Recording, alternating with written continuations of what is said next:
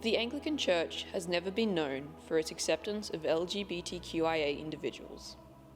But St John's Cathedral in Brisbane, led by Peter Catt, is attempting to change that, to make the Anglican Church a more inclusive and welcoming space for all.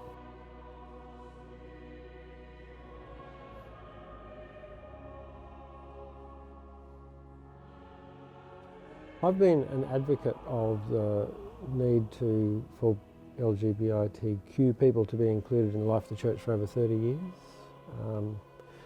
Recently that turned into advocacy for marriage equality, but there's a more essential issue at stake, and that's that everyone should be welcome.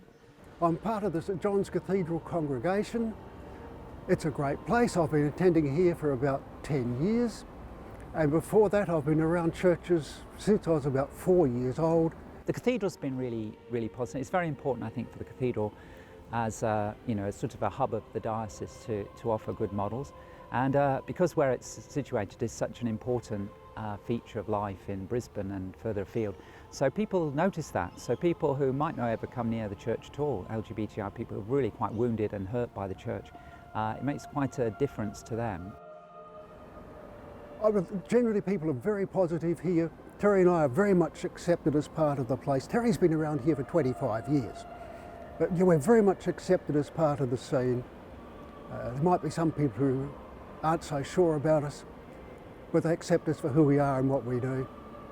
And they're really a nice lot of people. Sometimes our Facebook site gets a bit trolled, and I get the occasional instructional letter. But on the whole, there hasn't been much backlash really.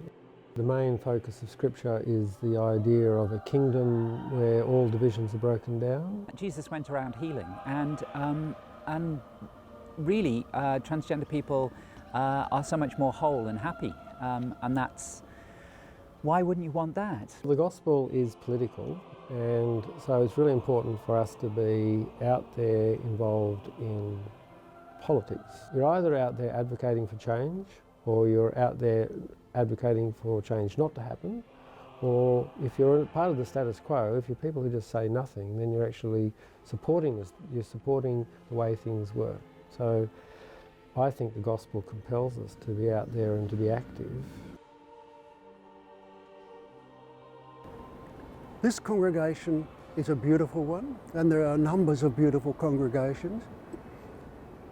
But the Anglican Church as a national institution is fairly negative towards LGBT people. There's quite a lot of work for the church to do in terms of theology and acceptance and welcoming of people, because I don't think we've really thought about it very much. And for gay and lesbian clergy who love others, who would be drawn into relationship with other people, it's staggeringly bad.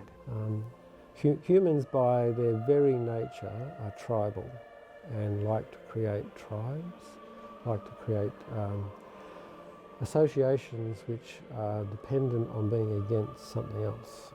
And it's that really basic human instinct that the gospel really tries to address and remind us that we're actually together rather than separate.